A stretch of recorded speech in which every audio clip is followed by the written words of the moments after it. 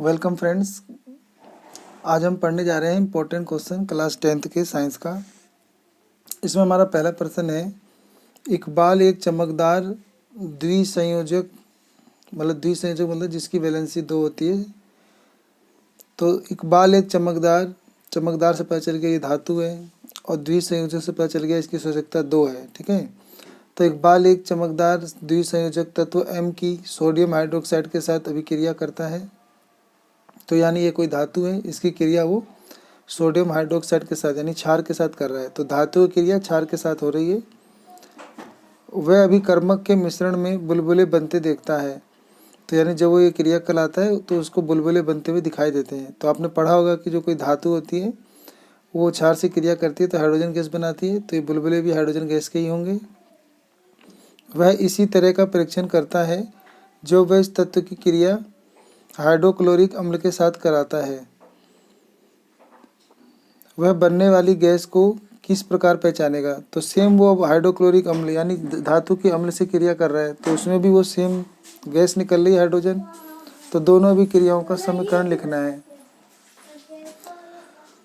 तो याद हो जाएगा हमें कि बनने वाली गैस का नाम बनने वाली गैस की पहचान एक जलती हुई माचिस की तिल्ली गैस के निकट लाकर की जा सकती है। यानी इस गैस की पहचान करने के लिए एक जलती हुई मोमबत्ती ले जाएंगे तो गैस पॉप ध्वनि के साथ जलती है, अतः यह हाइड्रोजन गैस है। और इस धातु की जो हम क्षार के साथ क्रिया कराएंगे तो Na2 ये धातु का नाम आ जाएगा। जैसे ये जिंक है तो यहाँ जिंक आ जाएगा, तो मान लो M है तो M ही रहेगा। तो Na2MO2 प्लस H2 बनेगा, और M को अगर इससे करेंगे तो ये बनेगा। तो ये जो तत्व है ये धातु है, ये भी आपको ध्यान रखना है। ठीक है, तो उम्मीद करते हैं कि आपको ये प्रश्न समझ में आ गया होगा। अगला है कि धातु के निष्कर्षण में विद्युत अपघटनी परिष्करण का उपयोग शुद्ध धातु प्राप्त करने के लिए किया जाता है। तो इलेक्ट्रोलाइसिस मेथड से हम न धातुओं को शुद्ध कर सकते हैं। तो कह रहा है कि इस विधि, फिर आगे पढ़ते हैं इसमें, इस विधि द्वारा चांदी धातु के परिष्करण के लिए एनोड तथा कैथोड बनाने के लिए किस पदार्थ का उपयोग किया जाएगा? तो धातु को अगर निकालना है तो एनोड और बोला है एनोड और कैथोड बनाने के लिए किस पदार्थ का उपयोग किया जाता है। ठीक है, तो हमारा फिर अगला प्रश्न है। तो पहले उसका उत्तर हो जाएगा हमारा कि अगर हमें एनोड बनाना है या कैथोड बनाना है तो कैथोड हमें शुद्ध चांदी की पतली छड़ से बनाना पड़ेगा, और जो एनोड बनाएंगे जो प्लस का चार्ज होता है तो उस पर हम अशुद्ध धातु की मोटी छड़ चढ़ाएंगे। ठीक है, फिर बोला है कि एक उचित विद्युत अपघटन भी सुझाव। तो इसका उत्तर लिख देंगे। तो एक उचित विद्युत अपघटय भी सुझाव, तो विद्युत अपघटय का नाम लिख देंगे चांदी का लवण सिल्वर नाइट्रेट AgNO3।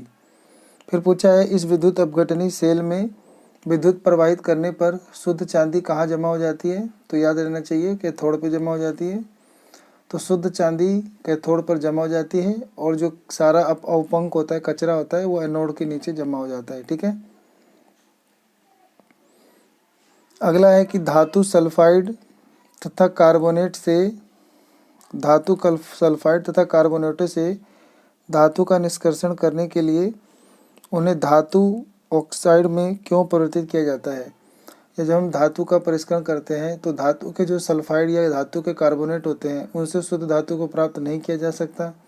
तो पहले हम धातु के ऑक्साइड प्राप्त करते हैं, फिर उससे हम आसानी से शुद्ध धातु प्राप्त कर सकते हैं, उनका कार्बन के साथ अपचयन करा के प्राप्त कर सकते हैं। ठीक है, तो उत्तर हो जाएगा कि धातुओं का निष्कर्षण करने के लिए कार्बोनेट तथा सल्फाइड अयस्कों को धातु ऑक्साइडों में परिवर्तित किया जाता है, भर्जन या निस्तापन तरीके से किया जाता है। ठीक है, क्योंकि धातु कार्बोनेट तथा सल्फाइडों की तुलना में धातु ऑक्साइड का अपचयन करना आसान होता है। तो कार्बन के साथ जब हम धातु के ऑक्साइड को कार्बन के साथ गर्म करते हैं तो अपचयन होता है। तो अपचयन क्या करता है, उसमें से ऑक्सीजन लेके शुद्ध धातु को अलग कर देता है। ठीक है, अगला प्रश्न है हमारा, कहता है कि सामान्यतः जब धातुएं खनिज अम्लों से क्रिया करती हैं तो हाइड्रोजन गैस निकालती हैं, लेकिन धातुएं जैसे मैग्नीज और मैग्नीशियम को छोड़कर HNO3 यानी नाइट्रिक अम्ल के साथ अभिक्रिया करके हाइड्रोजन गैस नहीं देती हैं, क्यों? तो उत्तर हो जाएगा कि जो नाइट्रिक एसिड है HNO3 एक प्रबल उपचायक है। उपचायक का मतलब हुआ कि ये जो भी हाइड्रोजन गैस बनता है ये पानी में घोल देता है। तो ये हाइड्रोजन के बनते ही हाइड्रोजन को ऑक्सीजन में जोड़ लेता है और H2 यानी जल में परिवर्तित कर देता है। तो इसीलिए लगभग सभी धातुएं खनिज अम्लों से क्रिया करके हाइड्रोजन गैस बनाती हैं, लेकिन यही धातुएं नाइट्रिक अम्ल के साथ हाइड्रोजन गैस नहीं बनाती हैं, क्योंकि जो हाइड्रोजन गैस उत्पन्न होती है वो ही ऑक्सीजन में घुल के पानी में जल में घुल जाती है और पानी में तैरती है। ठीक है, अगला प्रश्न है हमारा कि यौगिक एक्स तथा एल्युमिनियम रेल की लाइनों को जोड़ने के काम में आते हैं। मतलब कोई यौगिक एक्स है उसका और एल्युमिनियम दोनों का रेल की लाइनों को जोड़ने में काम आता है। तो यौगिक एक्स को पहचानना है और अभिक्रिया का नाम भी लिखना है और अभिक्रिया की समीकरण भी लिखना है। तो अभिक्रिया का समीकरण भी लिखना है।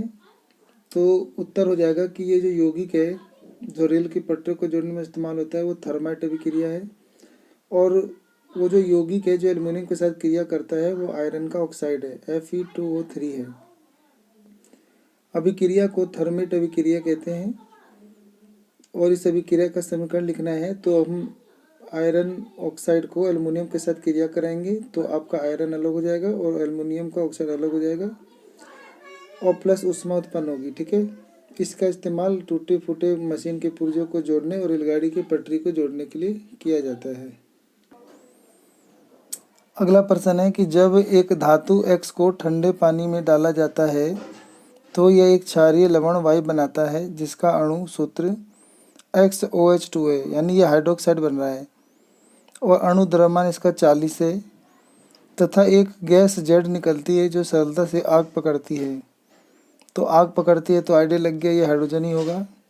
और XYZ को पहचानिए और अभिक्रियाओं का समीकरण लिखिए। तो ये आपका जो ठंडे पानी से कौन सा धातु क्रिया करता है, सोडियम या पोटेशियम करता है। तो हमने यहाँ पे मान लिया सोडियम है और सोडियम जो है ना वायु लवण वायु के साथ क्रिया करता है।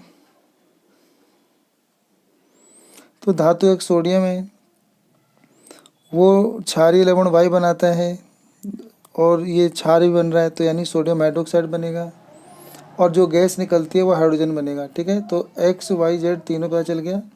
X सोडियम धातु है, Y सोडियम हाइड्रोक्साइड क्षार है, इसे कास्टिक सोडा भी कहते हैं, और जो Z है वो हाइड्रोजन है। तो अभी क्रिया बनेगा, सोडियम जल से क्रिया करता है तो सोडियम हाइड्रोक्साइड और हाइड्रोजन गैस बनाता है और साथ में उसमें ऊर्जा यानी ऊष्मा भी उत्पन्न होती है। अगला प्रश्न है एक धातु X दो अलग अलग रूपों में जैसे Y तथा Z में पाई जाती है। Y कठोरतम प्राकृतिक पदार्थ है जबकि Z विद्युत की अच्छी चालक है। तो XYZ को पहचानो। तो ये आपके कार्बन के ही दो अलग अलग रूप हैं। जब कोई धातु दो या दो से अधिक रूपों में पाया जाता है तो उसे अपर रूप कहते हैं, एलोट्रोप। तो कार्बन के दो अपर रूप होते हैं ना, हीरा ग्रेफाइट, तो उन्हीं में से उत्तर देना है। तो लिखेंगे X कार्बन ही है जो दो रूपों में पाया जाता है, इसमें Y कठोरतम पदार्थ हीरा हो जाएगा और जो Z है जो विद्युत का अच्छा चालक है वो ग्रेफाइट हो जाएगा। ठीक है, अगला प्रश्न यहाँ से जब एल्युमिनियम पाउडर MnO2 के साथ गर्म किया जाता है, यानी एल्युमिनियम को जब इसके साथ गर्म किया जाता है तो निम्नलिखित अभिक्रिया होती है। यह मैग्नीज का ऑक्साइड है, यह एल्युमिनियम से क्रिया करता है तो मैग्नीज अलग और एल्युमिनियम ऑक्साइड बनता है और ऊष्मा। तो क्या एल्युमिनियम का अपचयन हो रहा है? तो देखो एल्युमिनियम में ऑक्सीजन जुड़ रहा है तो इसका उपचयन हो रहा है, अपचयन नहीं हो रहा है, तो ये गलत है। तो उत्तर लिख देंगे नहीं, एल्युमिनियम का अपचयन नहीं हो रहा है बल्कि इसका उपचयन हो रहा है क्योंकि इसमें ऑक्सीजन जुड़ रहा है। देखो इसमें ऑक्सीजन यहाँ जुड़ के नया बन गया। अगला है कि मैग्नीज ऑक्साइड का क्या उपचयन हो रहा है? तो इसमें से तो देखोगे इसमें से तो ऑक्सीजन हट रहा है, तो इसे हट रहा है तो ये तो अपचयन हो कहलाएगा। तो जो गलत ही लिख रखा है उपचयन है, तो ये भी उत्तर गलत है। तो हम उत्तर लिख देंगे नहीं, मैग्नीज ऑक्साइड का उपचयन नहीं होता है बल्कि इसका अपचयन होता है क्योंकि इसमें से ऑक्सीजन अलग हो रहा है। ठीक है, इसके बाद हमारा अगला प्रश्न है कि सोल्डर मिश्र धातु के अवयव क्या हैं। जो सोल्डर किया जाता है उसमें मिश्र धातु में क्या क्या यूज होता है, और सोल्डर का कौन सा गुण उसे विद्युत के तारों को वेल्डिंग करने में उचित बनाता है। तो सोल्डर लेड और टीन का मिश्रण धातु होता है। तो सोल्डर लेड और टीन का मिश्र धातु है। सोल्डर का निम्न गलनांक इसे विद्युत तारों को वेल्डिंग करने के लिए उचित बनाता है, यानी गर्म करने पे इसका गलनांक कम होता है, जल्दी गल जाता है, इसीलिए तारों को जोड़ने में और वेल्डिंग करने में इसका प्रयोग किया जाता है। ठीक है, याद रहे कि इसका सोल्डर किसकी मिश्र धातु है, लेड यानी पीबी, और टीन को एसएन कहते हैं। ठीक है, तो पीबी और एसएन से मिलकर बनता है, टीन से और लेड के मिलने से बनता है। लेड को सीसा भी कहते हैं। एक धातु ए का उपयोग थर्मिट प्रक्रिया में किया जाता है।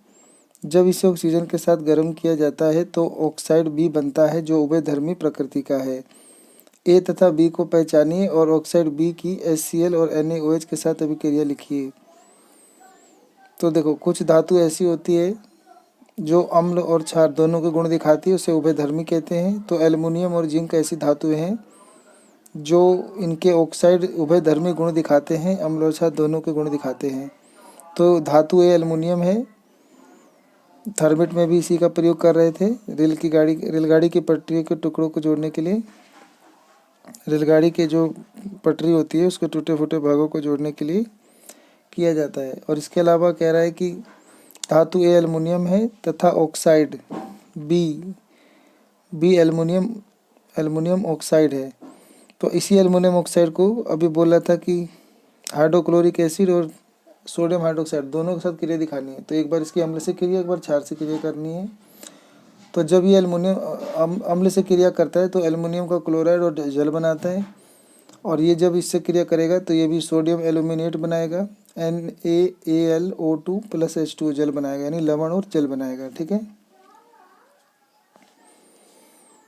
इसके बाद हम अगला प्रश्न पढ़ेंगे। एक धातु जो कमरे के ताप पर द्रव अवस्था में पाई जाती है को वायु की उपस्थिति में सल्फाइड को गर्म करके प्राप्त किया जाता है। धातु तथा उसके अयस्क को पहचानिए तथा विक्रिया का समीकरण भी लिखिए।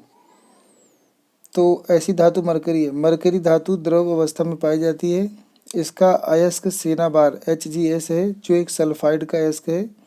HGS को वायु की उपस्थिति में गर्म करके मरकरी प्राप्त किया जाता है।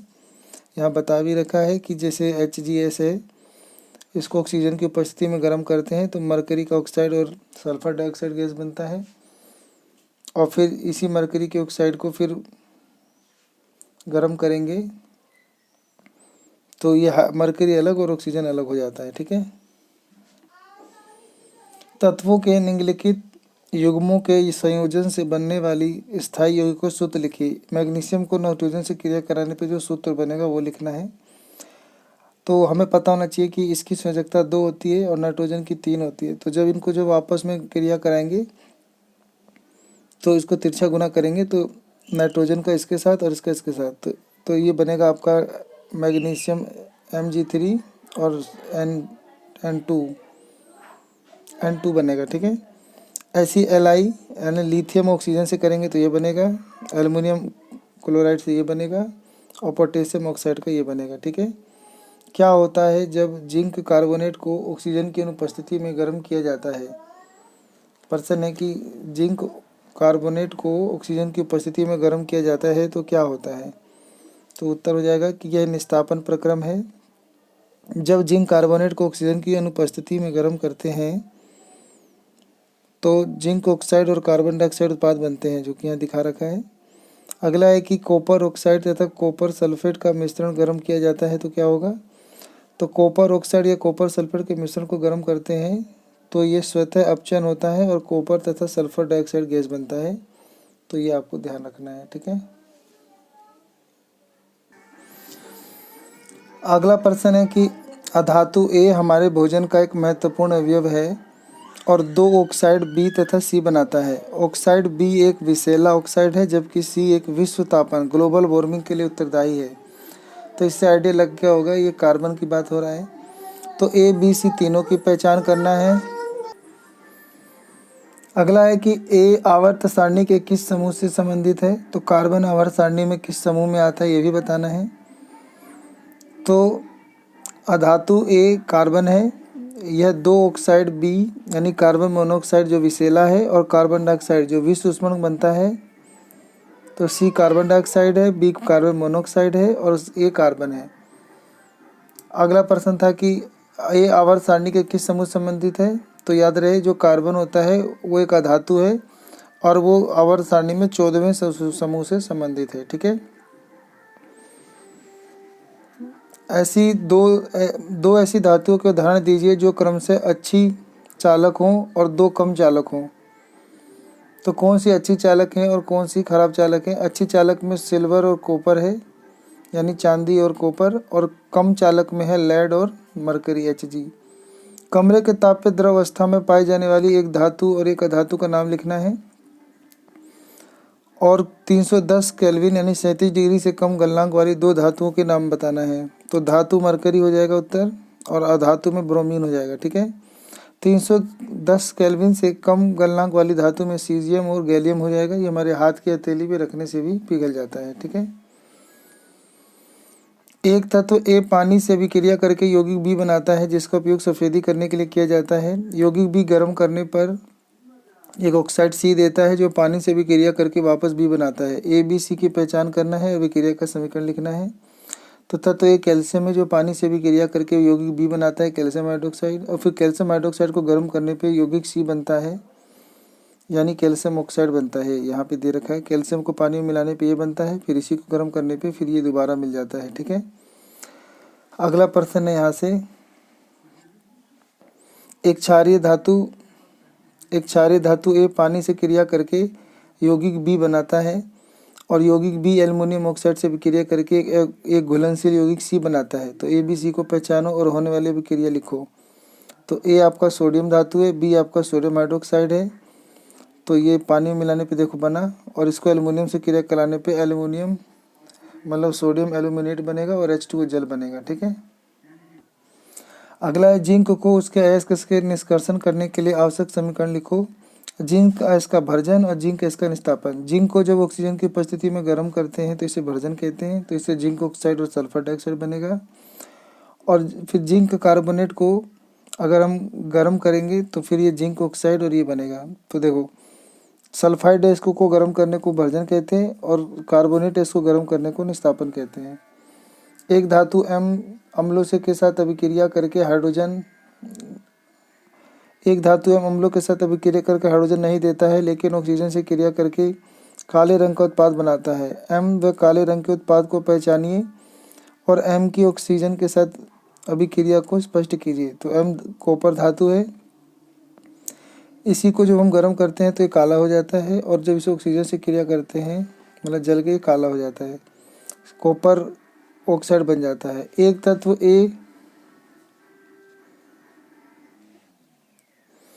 तत्व ए अम्लीय प्रकृति का एक ऑक्साइड A2O3 बनाता है। पहचानिए धातु है या धातु है। क्योंकि एक तत्व अम्लीय प्रकृति का ऑक्साइड बनाता है तो ये अधातु है। ठीक है, अधातु अम्लीय ऑक्साइड बनाते हैं, याद रखना है। कॉपर सल्फेट के विलयन को लोहे के बर्तन में रखा गया था। कुछ दिन बाद लोहे के बर्तन में बहुत से छेद होने लगा। इस घटना को क्रियाशीलता के आधार पर स्पष्ट कीजिए और अभिक्रिया का समीकरण भी लिखो। तो लिखेंगे कि लोहा कॉपर से अभिक्रिया कर अधिक क्रियाशील है, अतः लोहा कॉपर सल्फेट से अभिक्रिया करके कॉपर को विस्थापित कर देता है और आयरन सल्फेट बनाता है। इसी कारण लोहे के बर्तन में जगह जगह छिद्र दिखाई देने लगते हैं। तो आयरन कॉपर सल्फेट से क्रिया करके कॉपर और आयरन सल्फेट बनाता है। ठीक है।